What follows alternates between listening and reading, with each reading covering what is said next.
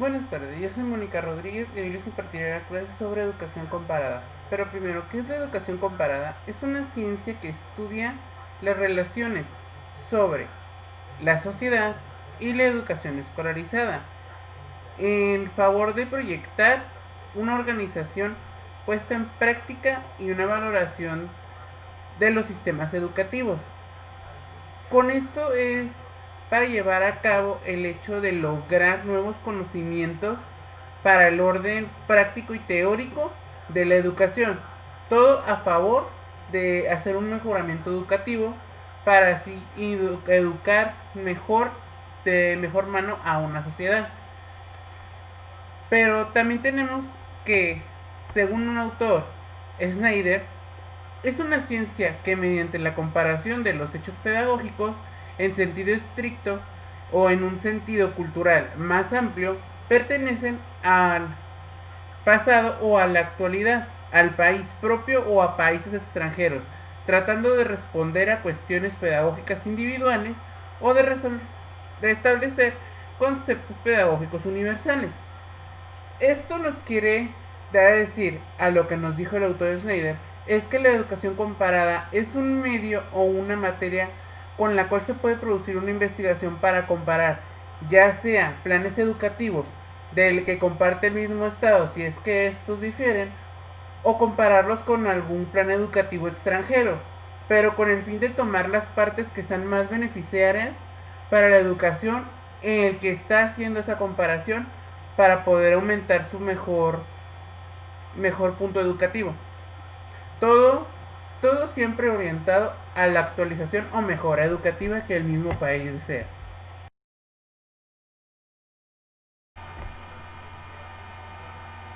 Bien, ahora hablaremos sobre las corrientes epistemológicas con las que cuenta la educación comparada. Una de las primeras corrientes es el positivismo. El positivismo es un pensamiento el cual está basado siempre en el conocimiento científico, porque su principal idea es reconocer lo único que puede ser comprobable científicamente y lo toman como verdadero. Por eso siempre en estas investigaciones se tienen datos o también se manejan lo que son archivos o documentación de estas investigaciones, porque siempre están sentados en un método científico. Para esta corriente tenemos a dos grandes autores. El primero vendría siendo Agustín Comte, que es el padre fundador de la corriente positivista en la educación comparada. Y luego tenemos a Marc-Antoine Juliet, quien publicó en 1817 una obra llamada Un esquema sobre el trabajo de la educación comparada, el cual hasta la fecha sigue siendo reconocida en estos ámbitos. Luego tenemos a tres académicos que estuvieron relacionados en esta misma corriente, quienes son Georges Cuvier, Jordan Edmond Francois y Jean Baptiste Say, los cuales ellos tres se encargaron de hacer encuestas o, o también conocidas como comparaciones en las escuelas de Holanda e Inglaterra para así lograr sacar los resultados de la mejor escuela posible en ambos lugares. Luego tenemos la siguiente corriente, que es el relativismo. El relativismo es una fisiología, una ideología que está relacionada con las cuestiones de la verdad. Los pensamientos de la persona en esta área son universales, haciendo que su conocimiento siempre sea centrado en buscar la verdad. No se quedan con una cosa que les digan, sino investigan a más para llegar a este hecho. Algo muy diferente que manejamos con el positivismo, que en el positivismo se encargan de comprobar un objeto, pero en el relativismo esa comprobación debe llevarse más allá para ver si otros ámbitos concuerdan con ese mismo resultado. En esta área tenemos a lo que es a K.D. Hushkin, un hombre ruso que publicó un ensayo sobre el carácter nacional de la educación pública. Este hombre se encargó de describir a detalle el carácter nacional en la educación.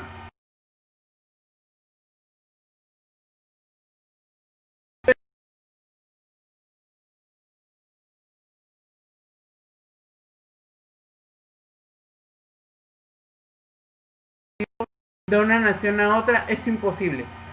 Si tenemos en cuenta lo que este autor nos está mencionando, entonces una de las razones de la educación comparada puede parecer imposible, ya que no las técnicas de una ciudad no se pueden aplicar educativamente en las técnicas de otra porque no se manejan el mismo nivel educativo. Luego tenemos a Mike Sandler de Inglaterra. Este hombre en 1900 se hizo famoso por su discurso en Waldorf, Inglaterra, en el cual mencionó dos elementos claves del relativismo. El primero fue que es de carácter nacional y el segundo que es un elemento que sugería que pueden captar la naturaleza humana y verdadera de nuestra educación solamente a través de una educación comparada. Este hombre, más adelante, a comparación con el autor anterior, propone que la educación comparada de diferentes zonas puede ser posible siempre y cuando se tenga en mente lo que son el carácter nacional, lo que se maneja en el país donde se está queriendo comparar con otro programa. Luego tenemos a dos autores más, Bernard Marley y Edmund King. Ellos entendían que la comparación de otra manera. ¿Por qué? Porque para ellos era un total inútil usar métodos científicos para descubrir principios que aproximaban leyes naturales. En este caso ellos no creían que el método científico funcionase para poder traer resultados en investigaciones que fueran como métodos naturales, por ejemplo, el por qué el agua se va disminuyendo, porque es un método natural, el cual resulta por las corrientes marítimas, pero ellos pensaban que este método científico, incluyéndolo en estos ámbitos, era completamente inútil porque no funcionaba, porque no daba los resultados esperados. También luego aplicaron a un rango de naciones o grupos para desarrollar sin reconocer las anclas culturales. Ellos en pocas palabras, no reconocían que una cultura no pudiese aprender de otra. Porque sí es posible la comparación de ambas culturas, pero tomar de ambas culturas lo mejor para hacer una nueva. O mejorar un aprendizaje de culturas. Luego tenemos lo que es el funcionalismo histórico.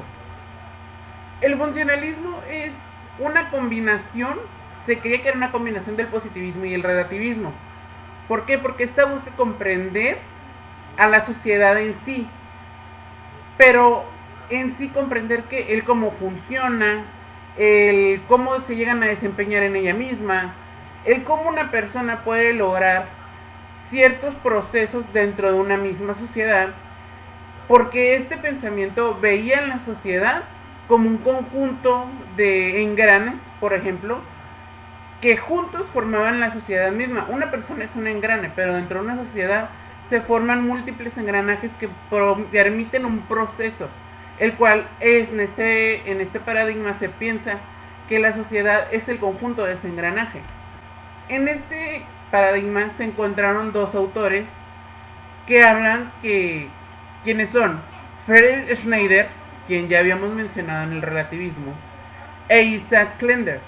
Ambos entendían que tendría que existir una corriente central epistemológica que es una mezcla del positivismo y el relativismo. Como mencionamos antes, Schneider, que pertenece al relativismo, y Kandel, que también, uniéndose a su pensamiento, ellos pensaban que el funcionalismo no era más que una combinación de ambos, el método científico y las creencias de la búsqueda de la verdad humana, porque al combinar ambos métodos se logró esta función, que es la búsqueda de un conocimiento, pero siempre teniendo en cuenta las funciones científicas y las funciones de una sociedad. Tenemos también a Byron Meister y Anderson Karamias. Ellos introdujeron el término de funcionalismo histórico, el cual fue el nombre que ahora tiene esta corriente epistemológica en educación comparada.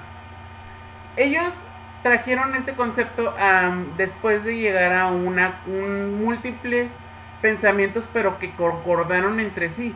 Por eso ahora en esta corriente, en vez de llamarse simplemente funcionalismo, se llama funcionalismo histórico. La educación comparada cuenta con 4 etapas en su historia, las cuales son: la primera vendría siendo la etapa estructuralista, que cuenta desde 1800 hasta 1830.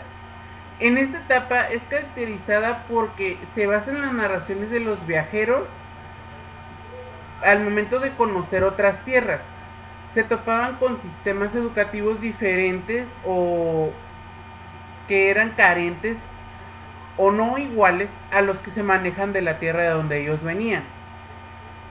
También observaban que no, no eran iguales en lo que era en la cultura y en las ideologías. Luego tenemos la etapa de los encuestadores. Esta etapa consta desde 1830 hasta 1914. Aquí se conoce este nombre porque se intentó estudiar el sistema escolar a nivel mundial, no a nivel estatal o a un nivel extranjero, sino mundial.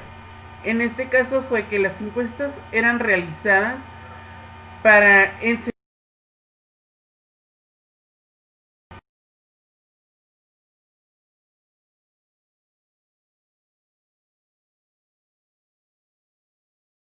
La etapa de la sistematización teórica consta desde 1920 hasta 1940. En estos años se realizaron las obras más relevantes para la educación comparada, porque en estos momentos los autores llevaban más dentro de su mente pensamientos comparativos, ideas, investigaciones, desarrollaban más métodos o enseñanzas comparativas, las cuales los que eran maestros e investigadores a la par en esos años los llevaban a sus aulas de educación y se los mostraban a sus alumnos.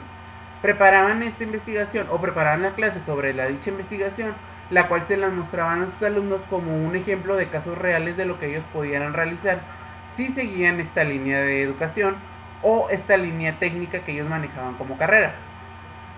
También se presentaron alumnos a las descripciones de distintos sistemas educativos, especialmente en Alemania, Francia e Inglaterra. Estos alumnos entraban dentro de las descripciones que esos investigadores en esa época necesitaban para así poder continuar la investigación o crear más investigaciones para mantener un desarrollo para estos comparativos. Luego tenemos la etapa prospectiva, que consta desde el año 1945, que es su inicio, más que esta siguió en adelante.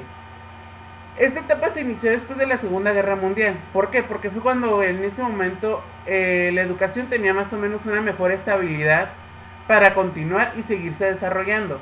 Porque al término de esta guerra ya pudieron manejarse nuevamente la educación sin necesidad de estar educando militares. Aquí se recibe el nombre de los estudios comparados porque está enfocado hacia el porvenir. Se dieron cuenta de que la educación no debía basarse o no debía seguir atascada en el pasado, sino continuar hacia adelante o ver algo más hacia el futuro, por lo cual las investigaciones siempre intentaron desarrollarse para una mejora, para continuar este porvenir o ir siempre adelante a la educación. Desde este punto la educación ya se encontraba intentando actualizarse. Primeramente, la educación comparada tiene como característica la evaluación teórica y metodológica, para así poder comparar situaciones socioeducativas, en las cuales siempre va a poder estar dentro de escenarios que sean regionales, nacionales e internacionales, siempre teniendo en cuenta la comparación educativa de otros lugares en los cuales van a poder tomar los puntos favorecidos para la educación de ese lugar en el que están buscando. Luego se tiene el analizar factores positivos y los negativos que implican la metodología comparada de distintos lugares. Tomando este punto, en esta caracteriza de que ellos van a tomar lo positivo de otros planes para hacer un nuevo plan y su mismo plan analizarlo de manera que, encontrando los puntos negativos, intentar cambiarlos, mejorarlos o sustituirlos en todo caso, para así poder dar una mejor educación o más completa a lo que se está creyendo. Identificar, analizar y explicar las semejanzas y discrepancias entre hechos educativos y relaciones con entornos políticos, económicos y culturales. Con este punto se trata de que la educación debe estar siempre estando atenta a los cambios políticos, al aumento o deserción económica y siempre a las inclusiones culturales.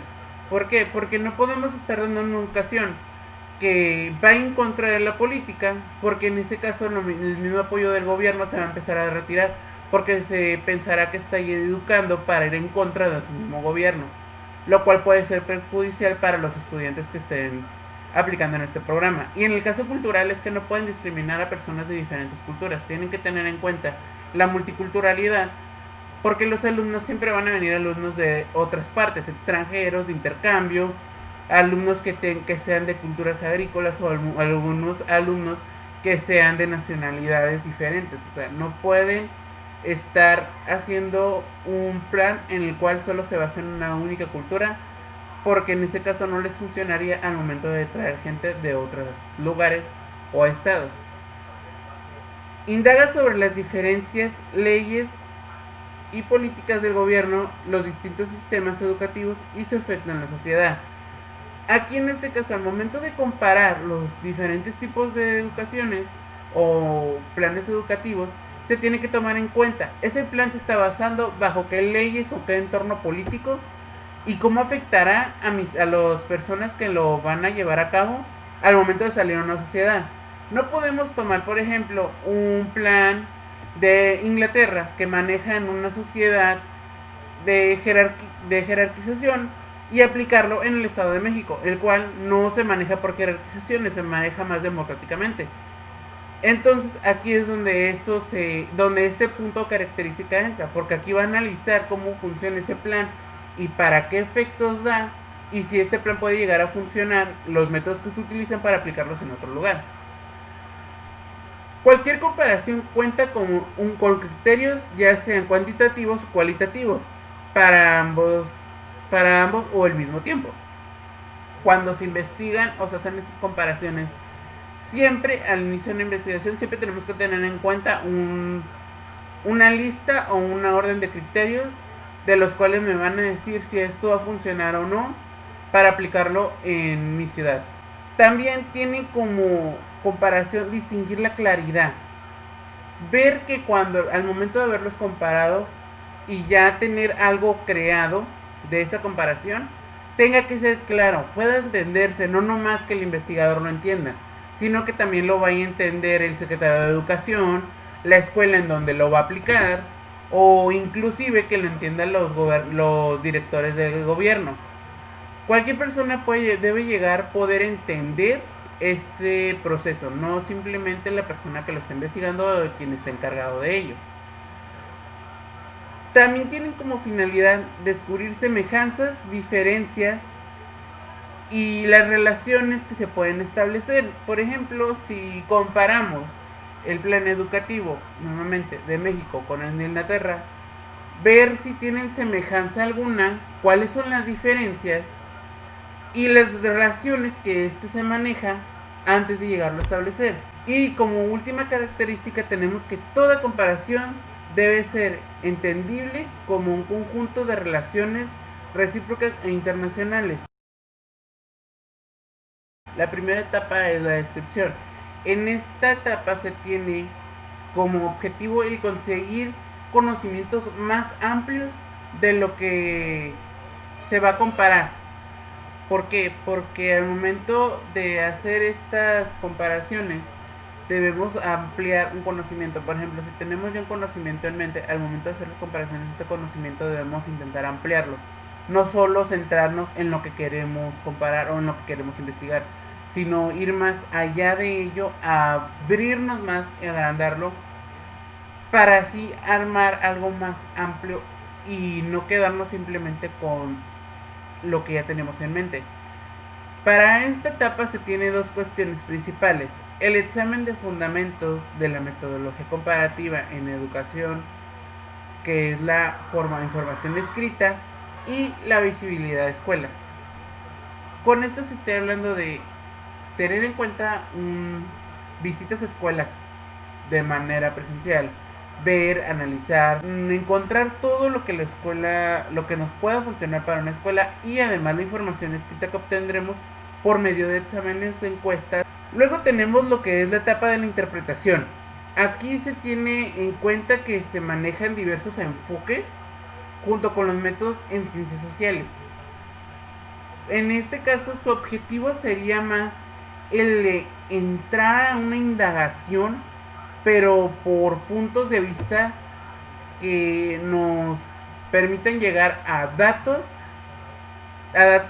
como a datos cualitativos o cuantitativos que nos van a proporcionar una información sobre lo que se está tomando y reuniendo de esta dicha investigación. Lo que se busca aquí en este caso es que lo que nosotros estemos investigando podamos de ellos sacar datos que puedan ser, como mencioné, cualitativos o cuantitativos, los cuales nos van a proporcionar datos numéricos o datos más conocidos como datos humanos, porque son datos que no se pueden señalar como numéricos, lo cual nos va a permitir hacer la información de lo que estamos investigando más amplia, pero vista desde los puntos, ya sea puntos científicos o puntos numéricos, y los puntos tomados sin necesidad de algún método científico. Pero aquí se tiene en cuenta siempre que va a haber diversos enfoques y el método de todos los investigadores no siempre va a ser el mismo. En este punto el factor primordial es siempre la explicación y la comprensión. Luego tenemos la etapa de la yuxtaposición, en la cual en este punto los estudios de diversos aspectos educativos o las variables que se consideran en este estudio van a establecer un marco de comparación. En este punto de investigación, siempre en toda investigación va a haber una o múltiples variables que se pueden o están delimitadas a lo que estamos investigando. En lo que estamos hablando aquí es que esa misma variable puede darnos diversos aspectos o puede botarnos diversos puntos de vista para nuestra investigación. Luego tenemos lo que es la comparación. Esta etapa se considera valorativa y de crítica. ¿Por qué? Porque en esta etapa nosotros vamos a comparar ya lo que son los resultados en la investigación que se tuvo con lo que ya teníamos previamente enfocado o pensamos que podría ser. Primero, debemos hacer una detección del problema. En este punto nosotros debemos investigar o buscar un problema en educación o algo que queramos investigar que no haya sido investigado previamente o que esté inconcluso en el caso de que queramos continuar una investigación. Pero es primordial primero iniciar con algo que no haya sido investigado para que así la persona que va a iniciar esa investigación no tenga una confusión o no encuentre demasiadas referencias que lo lleguen a desviar del punto que él quiere investigar. Luego tenemos la configuración de la estructura teórica. Aquí nos basamos en la búsqueda y revisión de documentos, ya sean libros, periódicos, revistas, publicaciones, páginas web, ya sea cualquier otra cosa o documento que encontremos que nos dé algo de investigación al objetivo o problema que estamos investigando. Aquí se tiene que tener siempre en cuenta el objeto de estudio, porque si empezamos a sacar información que no tiene relación con el objeto de estudio, esto va a desviar nuestra investigación. Por ello también tenemos que tener muy en cuenta las redes o las fuentes de las que estamos investigando. Luego tenemos lo que es la delimitación del objeto de estudio. Aquí nosotros debemos delimitar el mismo objeto de estudio. Por ejemplo, si nuestro objeto de estudio es el cáncer de mama, la delimitación sería en mujeres o en hombres. Porque si hacemos un estudio completo del cáncer de mama, tenemos de conocimiento que el estudio puede botar tanto en mujeres como en hombres. Entonces al momento de investigar se ampliaría tanto la investigación que en un punto se perdería o en un punto no se podría dar una conexión entre la misma investigación junto con los resultados o con lo que se está teniendo. Por eso aquí se recomienda siempre delimitar el objeto de estudio. Claro, si este puede ser delimitado. Luego tenemos lo que es la delimitación de los métodos. Aquí dependemos más de lo que queremos investigar, las características de lo que estamos investigando, para así llegar a la definición de qué método será mejor para nuestra investigación. ya sea que nos funcione el método científico o algún otro método que tenemos, que ya conocemos, para continuar investigando. Estos métodos son los que nos ayudarán a guiarnos a seguir investigando, claro, siempre y cuando el método cumpla con las características de la investigación que estamos realizando. Luego tenemos los criterios para la selección de la muestra. Estos criterios se basan en que tenemos que hacer una lista relacionada al objeto de estudio o nuestra investigación para saber qué tipo de muestra estamos buscando, ya sea un muestreo de personas a índole nivel universitario, nivel de educación media superior, o incluso un muestreo ya de personas más adultas o personas de sociedad. Estos son ejemplos, claramente, pero nosotros en una investigación debemos siempre tener en cuenta un listado de criterios que siempre debemos seguir y tener en cuenta. Pero este listado no puede ser un listado cualquiera o que nomás nos facilite el método de estudio. Este listado debe ser un listado riguroso. ¿Por qué? Porque al momento de meter un muestreo o tener un muestreo de personas que no están siendo serias a la investigación, esto puede botar resultados que no favorezcan nuestra investigación, lo cual va a resultar en que tendremos que iniciar todo nuevamente. Por eso se deben tener criterios rigurosos para llegar a un muestreo serio o tener un muestreo que pueda favorecernos o que incluso pueda encontrar alguna falla o que nos ayude a mejorar nuestra investigación. Pero siempre y cuando tener ese criterio y también una delimitación de cuánto o cantidad del muestreo. Análisis de los casos. Aquí las variables seleccionadas deberán compararse. Por ejemplo, tenemos múltiples variables. Si manejamos 3, 4 variables en nuestro objeto de estudio, entre estas variables, la investigación relacionadas con cada una se debe comparar para que con esto podamos llegar a analizar que el muestreo que estamos realizando pueda ser de favorecimiento a nuestra investigación. ¿Por qué? Porque al momento de hacer estos análisis debemos clasificar y evaluarlos para poder así establecer una diferencia o semejanza con lo que estamos investigando. Siempre teniendo en cuenta que todo lo que estamos analizando, todo lo que llevemos en un muestreo con lo que se esté comparando o con lo que le está dando pie a este muestreo, debemos tenerlo en cuenta para una comparación, para ver que tengan alguna relación alguna o por muy lejana parezca una pequeña relación. Pero si ninguna de las tres tiene una relación alguna con lo que estamos investigando, entonces de ahí es donde deberemos retomar nuevamente la recreación o la reestructuración de lo que ya habíamos investigado previamente y del muestreo analizado. La explicación e interpretación. Este ya sería el paso final para nuestra investigación, en el cual este proceso nos va a llevar a que nosotros podamos relacionar todos los resultados, todo lo investigado, todos los muestreos hechos o todos los casos previamente analizados para llegar al resultado que nosotros habíamos ya previsto con las hipótesis anteriores hechas nuevamente o con lo que ya llegar al propósito de si se cumplió la investigación o llegar al resultado, aunque sea un resultado tal vez inesperado, de lo que estuvimos investigando.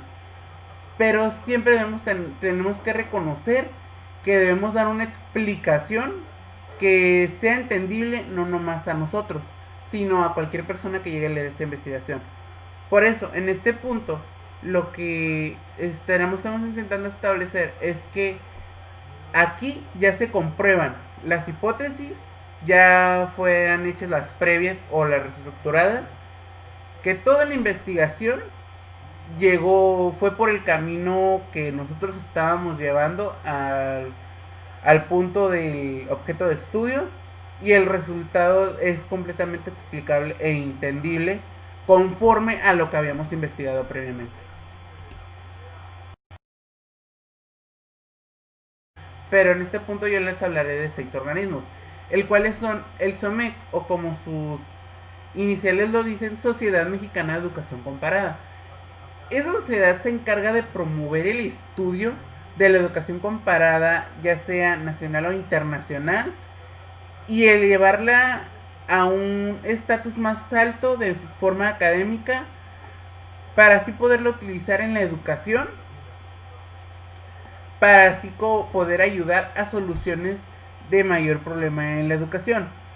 Esto sería de que llevar la educación comparada, seguir elevando su estatus, siempre hacer que la educación comparada quiera hacerse más y más como un punto a futuro para los estudiantes, porque ya si hay más personas que sean investigadores y están ayudando en la investigación educativa, van a poder dar o ayudar a solucionar problemas en relación educativa. ¿Por qué? Porque al crear más investigadores, esos investigadores podrán ayudar en la mejora educativa o incluso ayudar en la solución de problemas que no se han podido solucionar previamente o que siguen estancados en ese punto. Luego tenemos al SAESE, como sus siglas dicen, Sociedad Argentina de Estudios Comparados en la Educación. Esta sociedad se encarga de poder investigar sin fines de lucro o promover, fomentar y difundir el desarrollo de investigaciones y estudios comparados en el área de la educación y la cultura. Pero en sí esta sociedad es una sociedad civil, es una sociedad que no está apoyada por un gobierno, sino que es más bien una sociedad de investigadores que no tienen el apoyo de un gobierno, pero que funcionan sin usar dinero del gobierno, como ellos mismos lo dicen, sin fines de lucro. ¿Por qué? Porque ellos buscan promover más el campo de la investigación. Luego tenemos al SEC, o como sus iniciales dicen, Sociedad Española de Educación Comparada. Esta sociedad es una sociedad científica y cultural dirigida para el estudio e intercambio de las ideas y experiencias sobre temas de la educación comparada, nacionales e internacionales. Esta sociedad lo que se encarga es promover más los temas de la educación y la cultura relacionados con la cultura, ya sea de la cultura de ellos mismos a otros lugares o si se encargaron de investigaciones previas de otros lugares. Luego tenemos a la WCCS, o como sus siglas en inglés dicen, World Council of Comparative Education Society, la cual es una organización coordinada compuesta por una sociedad de educación comparada de todo el mundo y es una ONG en asociación consultiva oficial con la UNESCO. Esta sociedad se encarga de, como mismo lo dicen, de componer de educación comparada, pero estos resultados se muestran más en la que son las reuniones de la UNESCO. ¿Por qué? Porque ellos se encargan de tocar estos temas educativos o comparaciones educativas en las juntas de la UNESCO, porque previamente se encargan de realizar todo lo que puedan en una investigación o para ya al momento de que llegue una reunión de la UNESCO presentar los resultados.